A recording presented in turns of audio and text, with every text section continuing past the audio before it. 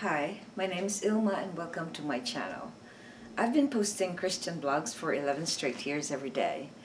Today I'd like to share 1 Timothy 1 verses 8 to 11. Here's the Word of God. Now we know that the law is good if one uses it lawfully. Understanding this, that the law is not laid down for the just, but for the lawless and disobedient, for the ungodly and sinners, for the unholy and profane, for those who strike their fathers and mothers, for murderers, the sexually immoral, men who practice homosexuality, enslavers, liars, perjurers, and whatever else is contrary to sound doctrine, in accordance with the gospel of the glory of the blessed God, with which I have been entrusted. 1 Timothy 1, 8 to 11. Here's the poem I wrote based on those verses. Who the law is made for. God loved us all, so He gave us precepts to follow. These laws were given to protect His own people. The law is good if only we use it properly. It is not made so we can abuse its authority. The commandments of the Lord reflect His order. Following it will bring peace instead of chaos and disorder. Ignoring the directives that God gave us reflect lawlessness. It shows that we do not honor our God, who is righteous. The Lord made those laws to separate the godly from the ungodly. It exposes the sins that is so prevalent in the wicked and unbelieving. The faithful ones follow these commandments and keep them pure. The rebels do not heed these guidelines, for they love their idols. Let us never take for granted these commandments that God gave us. They are boundaries against all the tactics and ploys of the enemy. When we honor these precepts, we manifest our love for the Lord. When we disobey them, we show that we love the systems of this world. Reflection.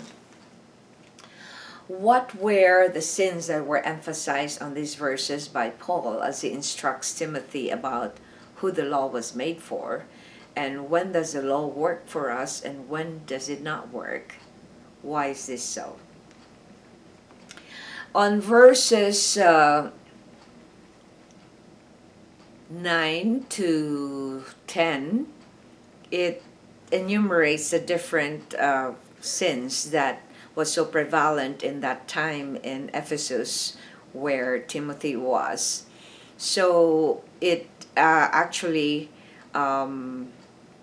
enumerates the profane, the sinners, sinful people, sexually immoral, those who practice homosexuality, enslavers, meaning oppressors, liars, perjurers, and whatever else is contrary to sound doctrine. So this is actually targeting the legalists in that time, in that society, which we could also look into right now, because it also happens in our society right now, that we have this people who practice these sins. In verse 10, it actually, there is a section that says anybody who is opposed to the sound doctrines. So in other words, if you are somebody who follow false doctrine, and if you've heard the gospel and you do not follow what it says, and instead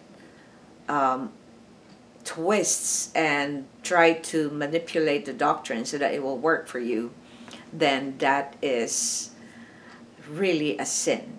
So we were given the laws not to make our lives awful or hard, but we're given the law so that we can be protected from wickedness.